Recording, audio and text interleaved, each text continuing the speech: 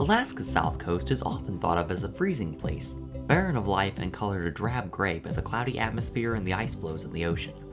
However, amidst the ice and clouds lies two of America's best Arctic parks, Katmai and Kenai Fjords.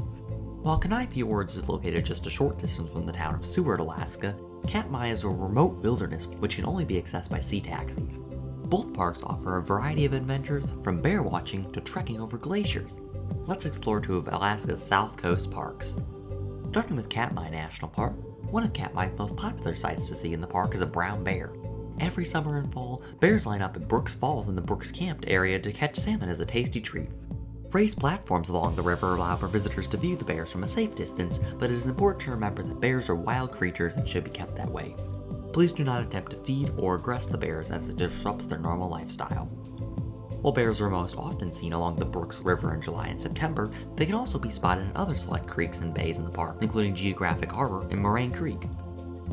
Besides the bears, Katmai also covers a massive portion of the South Alaskan backcountry, including mountains like Nova Rupta and Mount Katmai, both of which were sites of a major volcanic eruption in 1912, forming the now scenic valley of 10,000 Smokes, which prompted the creation of a national monument in Katmai in 1918 and an eventual upgrade to national park status in 1980.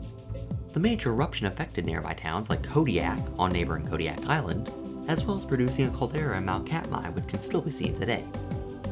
You can visit these peaks, as well as the coast and waterways of the park through backcountry traveling.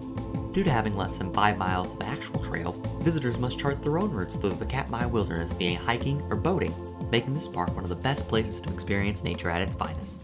Speaking of nature, along with the bears living in the park, you can also find salmon, gray wolves, puffins, and humpback whales roaming the interior of the park, nesting along the coast, or cruising through the park's many bodies of water. Humpback whales are seen all along the south coast during their summer feeding periods, including Kenai Fjords and Glacier Bay National Parks further east of Katmai. Katmai National Park is the perfect place to experience wildlife in the Alaskan wilderness, as well as explore some of the United States' most remote terrain and spectacular vistas. However, for those looking for an excitement a little closer to civilization, we now turn our sights to the majestic wonders of Kenai Fjords National Park, a park filled with cracks and crevices in the many glaciers found in the area.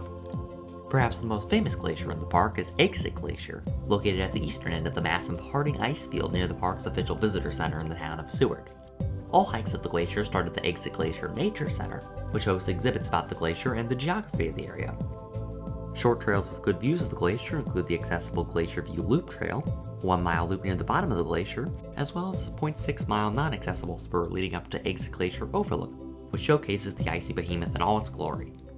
However, for those wanting a real challenge and are willing to go deeper into the snow and ice-filled tundra of Kenai Fjords, the Harding Icefield Trail is a strenuous 8.2-mile round-trip hike that takes hikers past Exit Glacier and into the ice field the trail is named after, giving 360-degree views of forests, tundras, and packed ice along the way.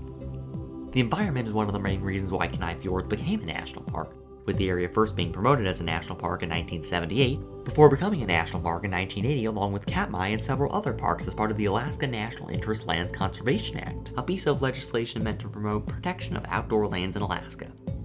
You might wonder, how does a structure like Exit Glacier and the Harding Icefield come to be? It starts with the snowfalls during the harsh Alaskan winters, accumulating up to 60 feet on particularly bad years.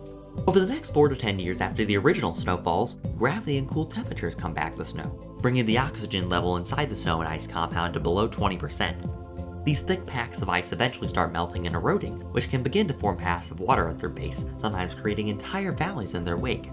The entire process of glacial activity is constantly changing the landscape at Kenai Fjords, and no one knew that better than perhaps the native inhabitants of the area, who navigated the terrain with kayaks, exploiting the slow movements of the glaciers to figure out where fish like salmon would be throughout the year, and hunting them and catching them for food.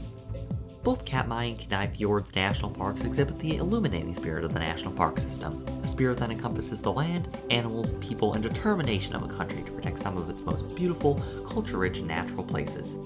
These two Alaskan parks show the wilderness of America, an often unknown and mysterious place, with adventure hiding in every glacial tundra or pine forest, proving that even as the United States becomes more urbanized, Katmai and Kenai Fjords National Park still offer a retreat into America's excellent wild outdoors.